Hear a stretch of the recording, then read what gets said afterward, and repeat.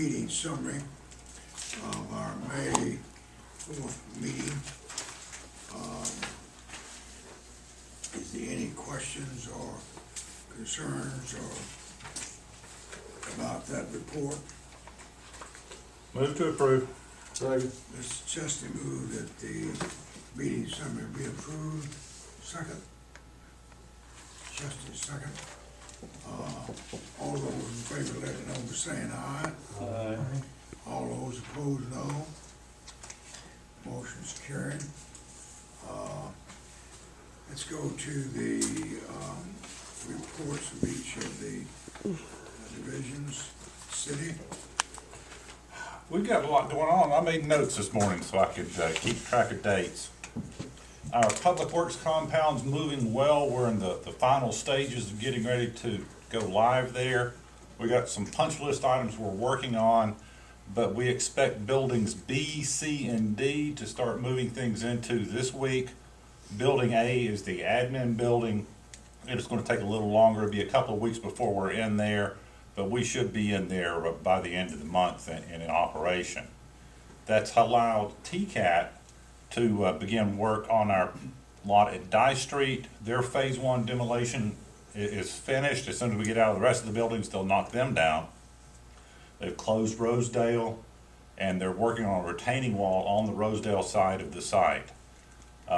Tomorrow, council will consider the donation of some clay from ETPC that will allow them to fill where the building pad's going to be underneath the actual foundation of the building.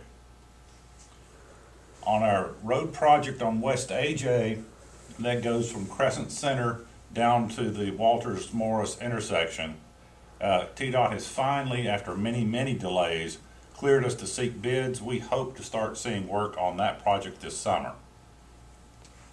TDOT projects out at May, we've got a whole set of them. They were all bid in May, and they'll be reviewed, and hopefully contracts will be awarded this month. We're now in June.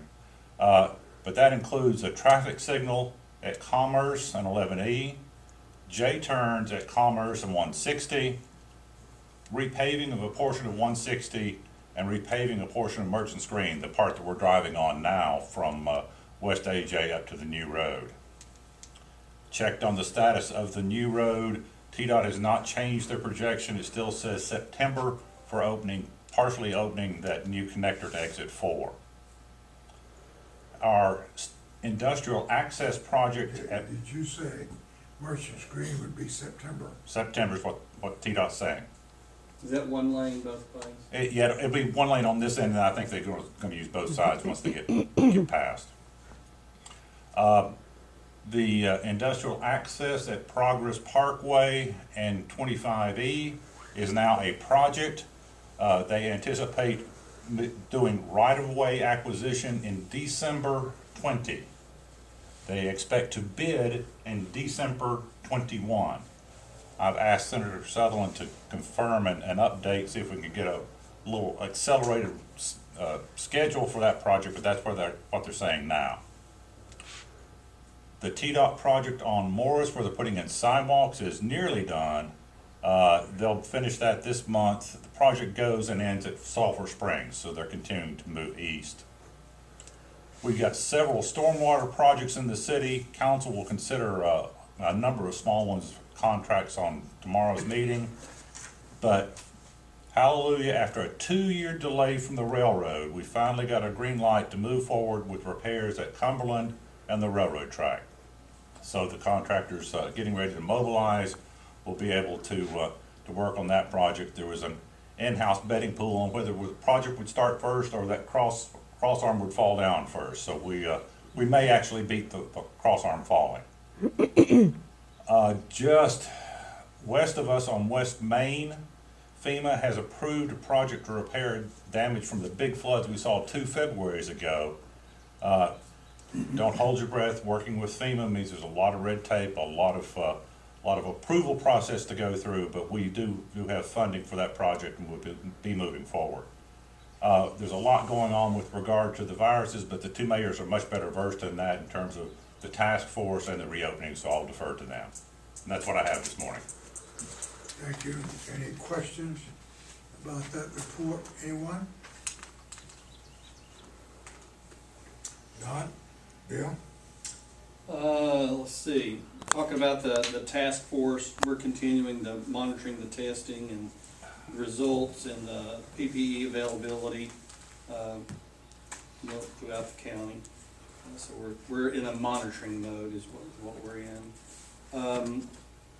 As far as the court system, it's operating under a plan approved by the state Supreme Court. Litigants have temperatures tested as they enter the building and has to observe social distancing. Expecting long lines at the county clerk's office and satellite office this month with 3 months worth of automobile registration renewal, as the deadline was pushed back from March, April, and May to June 15th. So we're expecting a lot of traffic. Budget hearings start this week and will continue through July when the results of the reappraisal is expected. Board of Equalization starts today. County Commission has approved advancing in the construction drawing phase of the design of the new Justice Center. The West High renovation is underway. I'll just mention this and let Marshall go in the details. This weekend is the state disc golf tournament, and thanks to Steve Sutherland to help get that event sanctioned. The residential tire cleanup event, which is we do annually, is scheduled for Saturday, June 13th at the landfill. It's a popular event that's funded by the county's litter grant in an effort to help clean up the county. The 4th of July event, it'll be fireworks only this year. Will be streamed live over the internet, thanks to First Baptist Church and MUS. See, the concert that's usually held in conjunction with that has been moved to Labor Day weekend, September the 5th, and that will be part of our 150th anniversary celebration. Census 2020 campaign will be ramping back up very soon. Hamilton County's response rate right now is in the mid-60s. We plan to target the low response areas in the south end of the county and city with a mailer and some media blitz in August. And we're planning to complete some census form events during that time as well. So that's all I've got. Marshall? So I'll follow up first on what Bill said on the disc golf. We were kind of a little nervous about, can we even have it? And then when the governor opened everything up, a lot of the executive orders weren't really clear. We knew all along we could do disc golf. It's non-contact, you're out, spacing out, it's not that big a deal. But the sanctioning body is the PDGA, the Professional Disc Golf Association. And getting sanctioned by that's a big deal because about half your players would not come if you didn't have sanctioning, because they get points, kind of like a professional golfer. They're not coming to Morristown to play in the member guest because they're not getting official world golf ranking points. So very same thing for them. So as of the end of last week, I think we had 457 players registered, and I think it'll be significantly higher, in the end. We'll have 475, getting close to 500 players, which will make it our biggest by far. The big thing for us is collecting some hotel motel tax, so that's been down quite a bit, so that'll be exciting. Staying on the tax end, I had some discussions with some of our big box retailers this weekend, and kind of seeing what impact the last few months has had on them. Now, mind you, these are guys that stayed open the entire time, and I won't share their names because they asked I didn't. They were up anywhere from 8% to 25% year-over-year sales. So that's exciting to hear that we have some of our retailers that are up that much. Now the question is, can they make up for all the loss? And I doubt that. But when you hear a big box retailer saying they're up 25% year-over-year, that's pretty exciting. I know auto sales, the tax collection on auto sales are one thing that will be slower to come back, and that's a big one for us. So as people, get back into the habit of buying cars, that's something we'll try to help push from a chamber side, because that's a big revenue thing for our community. And if we're going to continue to keep taxes low, we have to push those revenue sources. So on grants, lot 12, that's a lot we've talked about in the past. That's where we got the grants from the state and TVA to grade 85 acres. That is in progress right now. Dirt is moving. Bat trees have been removed. So we no longer have habitable bat trees in the park, or in that part of the park at least. So that was good. I think the goal, kind of have that done by the fall and have an 85-acre pad to market. The good thing Tony mentioned about some of the clay going to the TCAT side is on lot 2, where our, what we call the borrow area is we continue to donate dirt from that site to other projects in town or utilize that dirt in other areas. It prepares another pad for us essentially at no cost. The borrowers are gonna fix our pad for us. So that's exciting to get some dirt out of there. That's money in the long term. We don't have to pay to move it. So that's good. Prospect activity's been a little slower, as far as visits, of course. We have had quite a few calls. What do you think, Jody? Once a week, probably, an RFI? So a lot of those early on were looking, medical. Of course, medical got real hot real fast. Everybody wanted 500,000 square foot building with high ceilings ready to move into. And those don't exist in our area in Tennessee or in the southeast US. So that was, I'm sure they didn't find that. But in our community in the next few months, we'll have 180,000 square foot building available, 130,000 square foot building available. And we do have kind of one more geared for warehouse that's 84,000 square feet. It's a little rougher. You really wouldn't show a manufacturer that property. But the other two are pretty good properties. So we've been submitting those on projects. I think Jody's recently went some training on virtual site visits. So we did this early on working with the city and their IT staff with Pavel with Van Hool. So we did a virtual site visit before those were cool a couple of years ago. So, we were talking about the use of Google Earth and kind of how to layer lots and, some of those. So we've had a little experience in that, but the state TVA thinks that'll be really popular in the next, couple of years. So we've been doing some training on that and making sure we're ready technology-wise, for that to happen. I think what you'll find are the communities that are ready, for those will get the visits, and the communities that are, woe is me, we can't do anything, they just won't get a look. So it'll make it even more challenging for some of those rural communities that haven't done it. When you say a virtual site visit, obviously, what they'll be looking at is the building, and we're going to photograph the building on video form and. Yeah, we could, and most of them we've got plenty of photos from, and like we did with Van Hool, it was a little different because there wasn't a building. We showed them virtual buildings, we showed them on Google Earth, you zoom out, you show your airports, and kind of show the area a little bit. But I think there is that opportunity. So one thing we did with Van Hool, on the bigger house on site, we had one of our real estate agents go in with some kind of special camera. You were out there, weren't you? Mm-hmm. And I guess they set it up and it kind of 360s the whole house inside and out. And then at a visit, you can jump room to room, you can show them the upstairs, the downstairs, the bathrooms, outside the house. So we may look at some of that technology as well. So that'll be interesting to see in the next year. We have had calls from US companies that want to be here in person. They said, we don't want that, we want to come visit. So as soon as our state allows us to travel, we're going to be there. So I think those two buildings alone will get us quite a bit of activity the rest of the year. There's not a lot of good buildings available, so we're lucky we've got a few. And if you look at the comparable cost to rebuild, if you were to build those 180, 130,000 from scratch, you're at $10 to $20 million. So the value of a $3 million building sitting there that's operable, and both of them are in pretty good shape. That's a lot of value. So I would say within end of the year we'll have some pretty good prospects for those properties.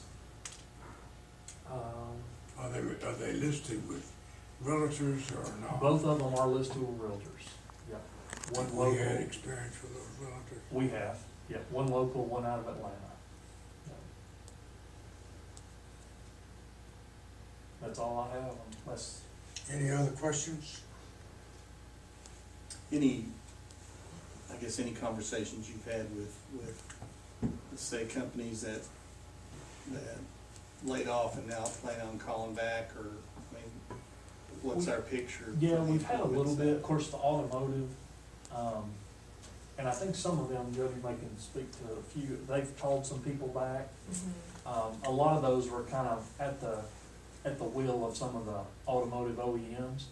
But what we're seeing is, even if the OEMs aren't open, they've been asked, go ahead and get ready, it's gonna happen soon. So we're seeing some of our automotive start to call people back. Those were the main ones that, let people go temporarily, was automotive. Most of our guys came to us and said, are we essential, can we be essential, we wanna keep going. So that was good to see. So yeah, other than automotive, I think our unemployment rate was 15%. So, we had a jump, not quite as much as some of our neighbors, but, in some of our neighbors' cases, they're not as diverse as we are. So the diversity helped us. I would say if you look at that unemployment rate, other than our 4 or 5 automotive companies, most of that was your retailers or your restaurants, that attributed to our jump. Where if you go to an adjacent county that was 29%,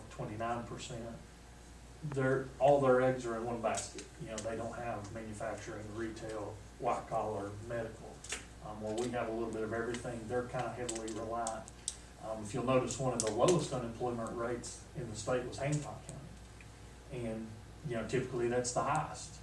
And you say, why is that? And when you have nothing to lose, you don't lose a lot. And that's an interesting way to look at it.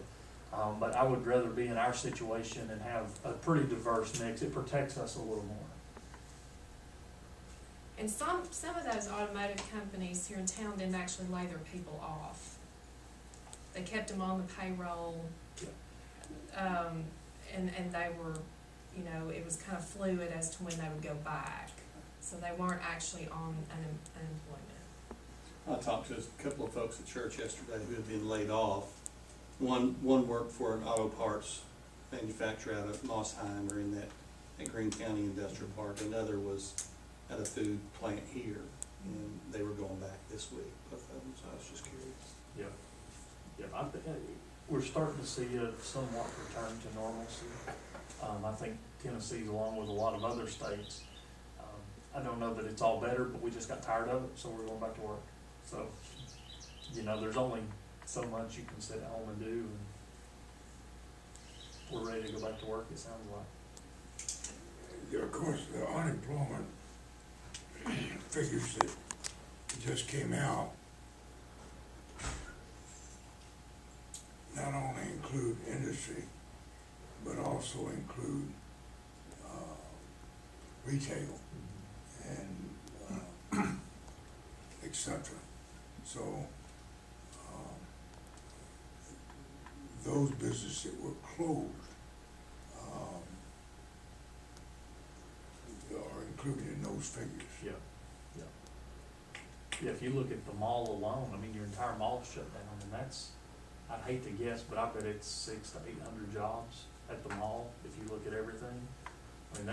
And even your restaurants, an Olive Garden has 80 to 100 employees, and they were running with probably 20.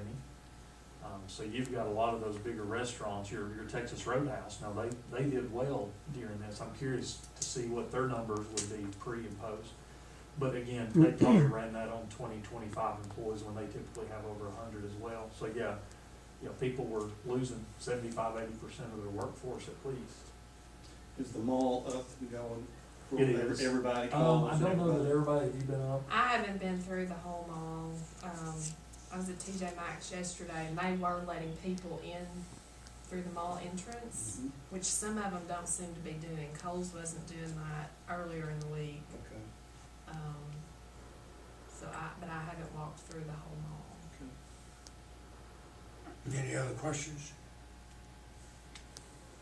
Mary, you want to make any comments about your Saturday night event? Well, it ended okay, could have been worse. Had good backup help from other agencies, but I was at the city center yesterday, I didn't see any damage from thrown rocks or bottles, things were cleaned up, so I thought they had a police department had a good game plan and executed it well. And they had some concerns and rumblings about events last night, but nothing developed, nothing happened, so hopefully it was just kind of a flash in the pan. In your opinion, I was shocked that we even had any activity, because we've had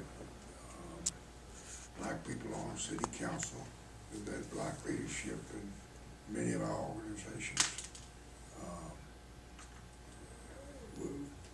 Do you think this come from more outside? I mean, could you tell? Some of that was, there were two individuals who were trying to, through social media, to organize it. The police department, and they were able to access some FBI sources, determined that two of the people who were recently moved here were from the state of Rhode Island and had come in to, had just moved here recently. And most of the responses they were getting were from friends and associates out of state. But they found enough folks, young people, school resource officers at the police department recognized a large number of female high school students that they knew from East and West High who participated, because they recognized them from the hallways. And you know, it was kind of the crowd of very young folks who, let's go see what we can stir up, or folks that were looking to, maybe not that socially conscious, but like to yell and carry signs.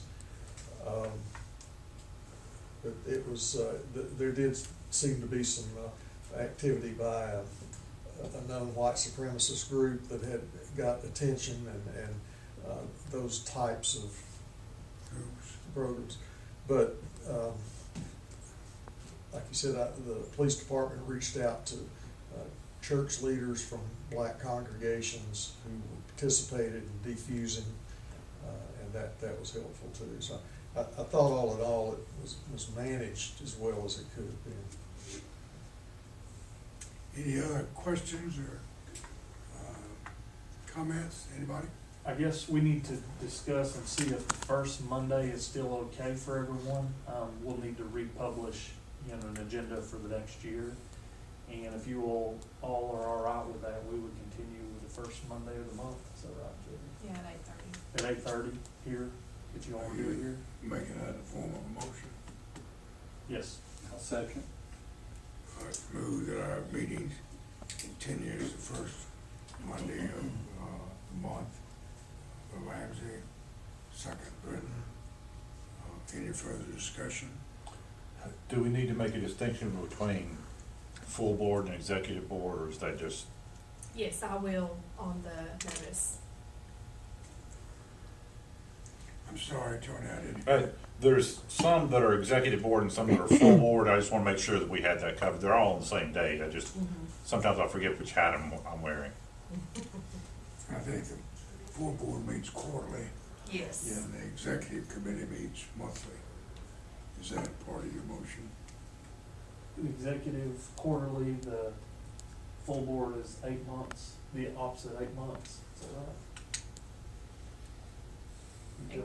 Full board's quarterly, yeah. Executive is the other 8 months, yes. Yeah, so full board quarterly, executive is the other 8 months, not the quarterly executive meeting. Okay, you heard the motion. All those in favor, let know by saying aye. Aye. All opposed, no. Motion's carried. I guess the question to follow up, membership and appointments, I haven't paid attention. Do we have terms that we need to consider filling slots? I'll have to look. I don't remember. Any other questions? Any other business? Not sure, I'll entertain a motion to adjourn. So move. Thank you all for coming very much.